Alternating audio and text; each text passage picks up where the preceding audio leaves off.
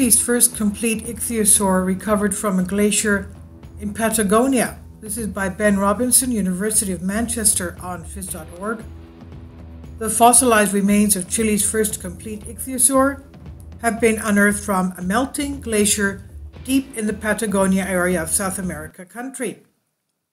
In an expedition led by the University of Marianas, UMAG, in the Tyndall Glacier area of Chilean Patagonia during March and April of this year, 2022, within the boundaries of the Torres del Paine National Park, the intact remains were delicately collected using a helicopter. It's nicknamed Fiona.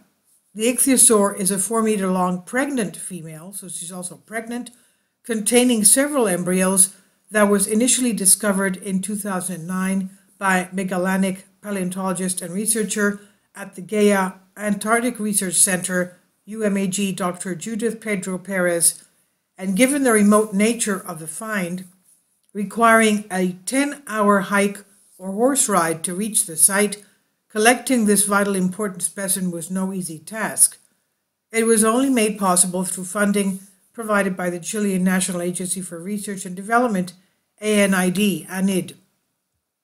The expedition lasted an intense 31 days and was led by Dr. Pedro Perez, who is the first female paleontologist to lead a major expedition in Patagonia. The complex logistics, the difficulties of camping and moving around in a rocky area with wildlife including puma, and the extreme weather conditions made this journey an almost titanic challenge.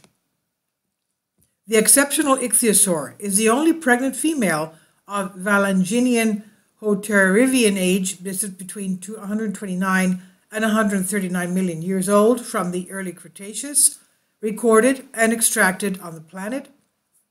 Quote, at 4 meters long, that's over 12 feet, complete and with embryos in gestation, the excavation will help to provide information on its species, on the paleobiology of embryonic development, and on a disease that affected it during its lifetime, end quote, said Dr. Pedro Perez. And Perez, who also reported that in addition to the ichthyosaur milestone, 23 new specimens have been discovered during this latest campaign, making it, according to Pedro Perez, the most abundant and best preserved early Cretaceous ichthyosaur deposit in the world.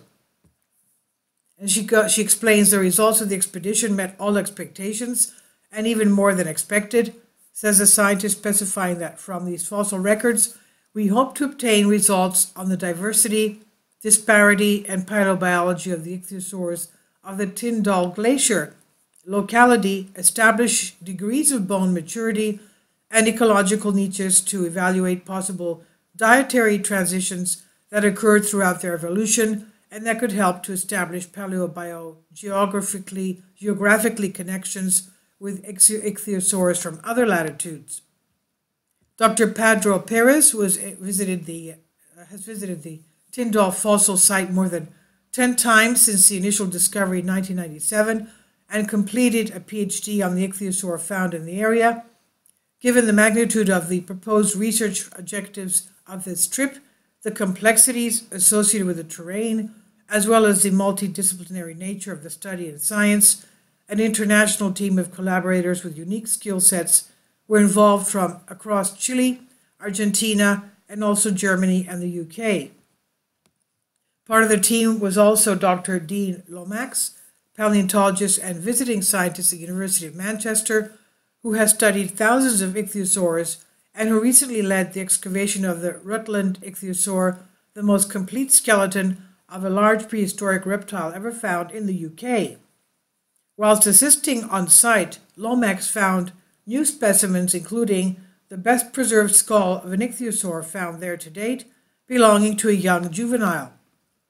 The fact that these incredible ichthyosaurs are so well preserved in an extreme environment, revealed by a retreating glacier, is unlike anywhere else in the world.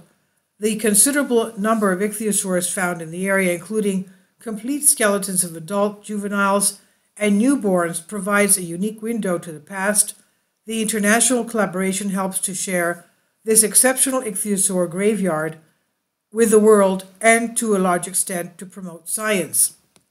Lomax continued, the weather was so extreme that we could not get to the Ichthyosaur site every day and had to remain in camp. On those days when the team could reach the site, they documented the ichthyosaurs and other fossils and discovered new specimens. Amazingly, on average, 2 ichthyosaurs were found every day.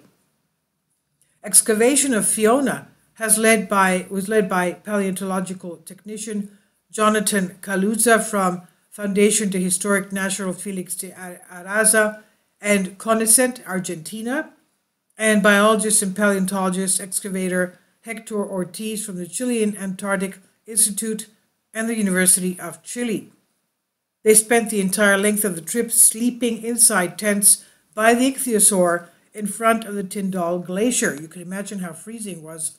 To combat the 90-kilometer-per-hour winds, heavy rain, and snow, a hangar was built over Fiona so that the team could continue to work through the elements using machinery and excavation tools for the extremely hard terrain. Battling the challenging elements, the excavation was incredibly tough. The rock of the outcrop is so hard that it cannot be excavated with a lump hammer, chisel, and brush, and we had to cut, drill, and break blocks with diamond and high-caliber tools. We were only 2 people who made Glacier Camp, and in a month of field work we managed to get the most complete ichthyosaur from the southern tip of America to the world in 2 helicopter flights, said Ortiz. Kaluza said, "This is the hardest excavation I have been in my entire career. This fossil locality in Chile, Patagonia, is exceptional and is extremely important to keep the support of the Chilean government to continue searching and protecting this valuable patronymy." Another key member of the team was Dr. Aaron Maxwell, curator of the collection of marine reptiles and fossils fishes of the State Museum of Natural History in Stuttgart, Germany, an expert world-renowned for her dozens of scientific articles on ichthyosaurs. For Dr. Pardo Perez, having experts from the State Museum of Natural History in Stuttgart, Germany was key. This institution is one of the museums with the longest historical tradition in the study of ichthyosaurs since the 19th century and has a collection of more than 500 specimens. Dr. Maxwell added that these records can be used to compare with the new findings from Chile and Patagonia, since, quote, "we do not have many marine reptile fossils from this time period worldwide, 130 to 140 million years ago, and the ones we have are from Europe," she said.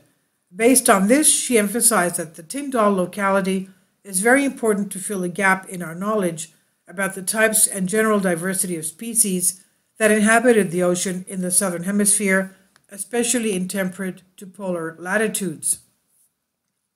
Following the dramatic scenes of a helicopter lifting Fiona from her ancient seabed, now high in the Tyndall Glacier, which was once deep underwater, the team had to dismantle camp and return to load the ichthyosaur onto a truck.